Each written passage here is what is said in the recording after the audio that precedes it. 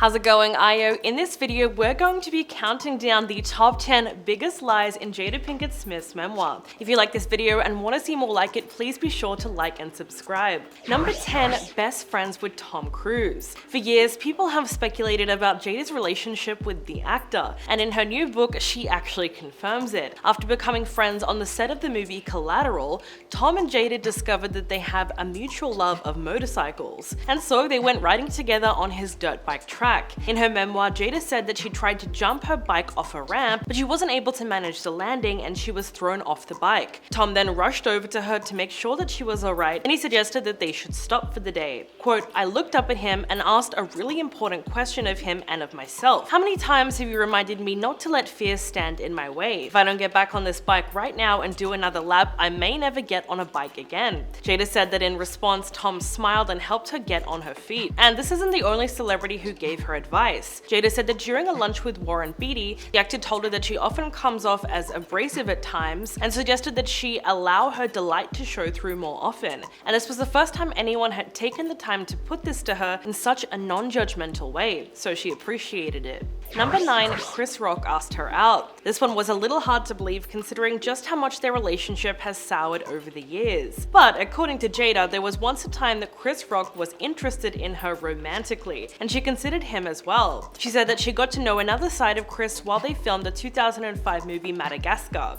She wrote, "I found him to be quirky, with an unexpected sweetness, and very intelligent, with a biting wit that's impressive if you were on the right side of it." Jada claimed that she would later feel the burn of being on the wrong side of it when Chris targeted her during his 2016 Oscars monologue, the year that she and Will Smith publicly sat out the awards ceremony over a lack of nominations for industry members of color. Jada said that she was shocked that she was being called out. She wrote, "Why me? When there are so many others who have been more vocal." The dig was even more baffling to Jada, given that she says Chris once asked her out.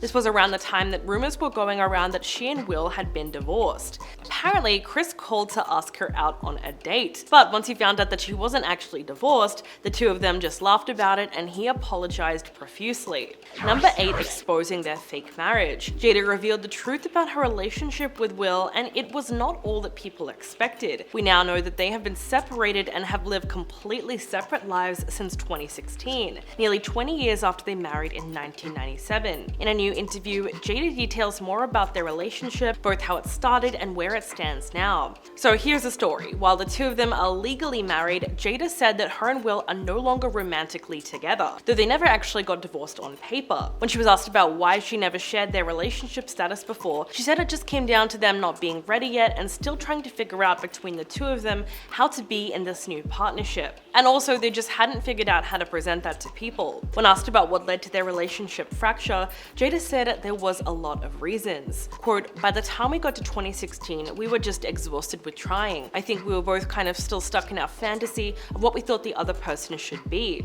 Jada says that she has considered a legal divorce. She's never been able to go through with it. Number 7, that Red Table Talk episode. During the couple's 2020 episode of the Red Table Talk, they opened up about her entanglement with singer August Alsina. According to Jada, Will wasn't originally supposed to be on the show with her, but he later decided to join. She wrote, "Frankly, I was surprised, pleasantly so, considering we weren't together, and given where we were sitting in our relationship at the time, that was unexpected." She said that it felt like a powerful offering, but she was then surprised when the conversation with Will took an unexpected turn, when he made it sound like he was the one who had been done wrong. Quote, "At this point, Will had been free as a bird for the last 4 years, living his life on his own terms." She said that Will framed her relationship with August to make it seem like it had been a secret to him when that wasn't true, which is where she should have stopped the conversation. But Jada did not want to oppose her husband publicly. She said that instead she decided to take the blame. They ended the conversation on a lighter note, but apparently Will got in a final sting. Quote,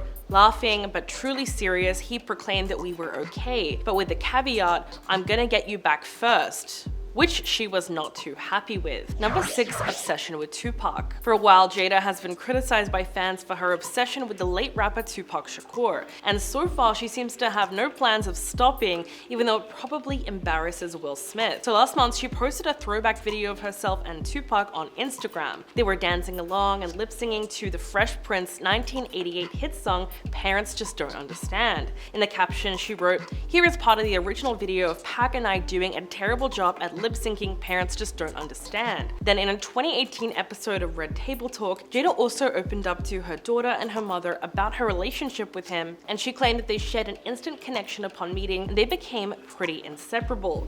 She said that over the years he wrote many letters to her and many poems, and then she read a private one that he sent her, which she claims has not even been published. While Jada does get some criticism for how much he reveals about their relationship, fair to say that his death had a major impact on her. She said, "That was a huge loss in my life because he was one of those people that I expected to be here. My upset is more anger because I felt that he left me."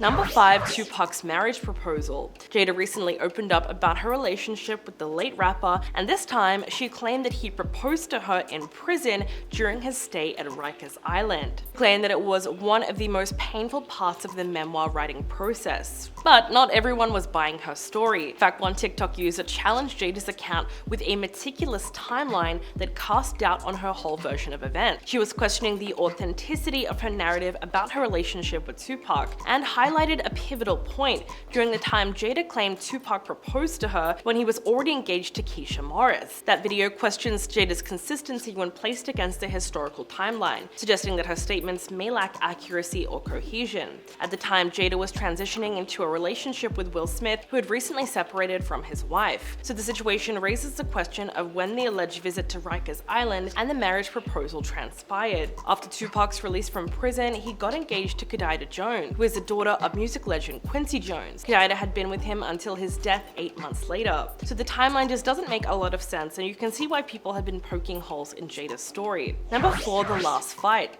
After his release from prison, Jada said that she met Tupac for lunch, which is when they had an argument. She wrote, "His whole vibe changed since his association with Suge." This argument happened when Jada expressed her concern over his new Get Down, which she says kicked off a hailstorm of rage where he accused her of having gone Hollywood. Quote, "Next thing I knew, he was done talking and so was I." Despite the heated disagreement, Jada said that she believed they would eventually patch things up, but that it was up to Tupac to break the ice first. A year went by where they didn't speak, and before they could repair the rift, he was murdered in Las Vegas, and that is what truly broke her. She wrote, "I never once saw myself on this planet without him here, somewhere on it. I felt a huge piece of love for me leave the world, a part of myself gone. In its place was rageful sadness." So it's incredibly sad that things between them ended the way they did, and they just didn't have enough time to repair their relationship before he was gone. Number 3, bought her own ring. After discovering she was pregnant, Jada wrote that Will proposed by insisting that they tie the knot. At the time, she remembers thinking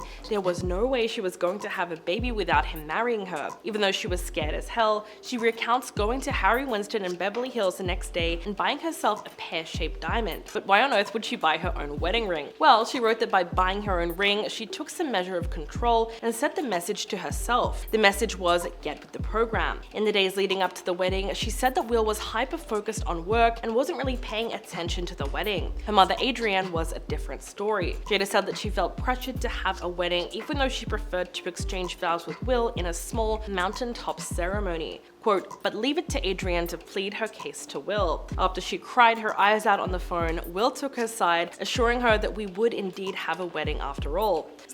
So then the big wedding went ahead, and the couple ended up getting married in Baltimore on New Year's Eve in 1997. While Jada did talk about this event in the book, it's also worth noting that she talked about it on the show.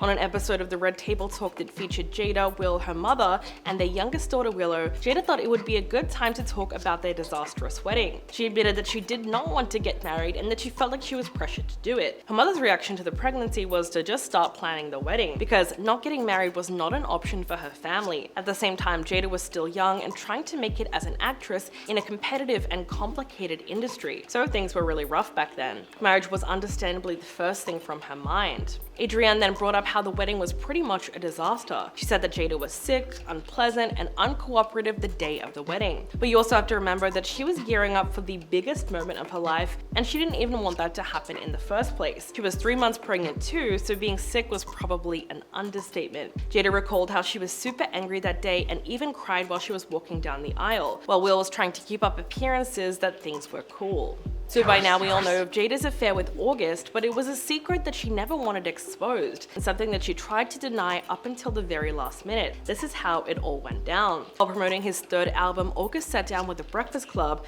and claimed that the Smiths, who he considered to be like his family, had an open marriage, and Will allegedly gave him permission to date Jada. Quote, "I actually sat down with Will and had a conversation. He gave me his blessing. This was explosive when it first came out, and it's clear that Jada would have prevented it if she could." Almost immediately, her publicist came out with statements denying any romantic involvement, stating that the claims were absolutely not true. But it was already far too late to backtrack, and the couple finally decided to air their dirty laundry on that one episode of the Red Table Talk. Unbeknownst to the world, Jada Pinkett Smith and Gabrielle Union were secretly not speaking to each other for almost 2 decades. The actresses, who both gained prominence in the late 90s, had long-standing tension between them that led to a 17-year-long feud. Although neither of them can pinpoint the exact moment that caused the rift, both admit to feeling awkward around each other during this period. They finally put an end to the silence in a sweet episode of the Red Table Talk. They both talked about how they've grown in terms of female friendships. Jada said, quote, "She and I did not talk for 17 years and we could not remember why. There was just tension between us every time we would see each other." She said that there was some moment that they just felt like had a bad taste in their mouths, and years later when they finally got on the phone to try to figure out what happened, they apparently could not figure it out. Jada then suggested that it was probably just the two of them being young divas. But even now, they still don't know for sure. What do you think about this video? Please let me know in the comments below, and I'll catch you guys in the next one. And years later, when they finally got on the phone to try to figure out what happened, they apparently could not figure it out. Jada then suggested that it was probably just the two of them being young divas. But even now, they still don't know for sure. What do you think about this video? Please let me know in the comments below, and I'll catch you guys in the next one.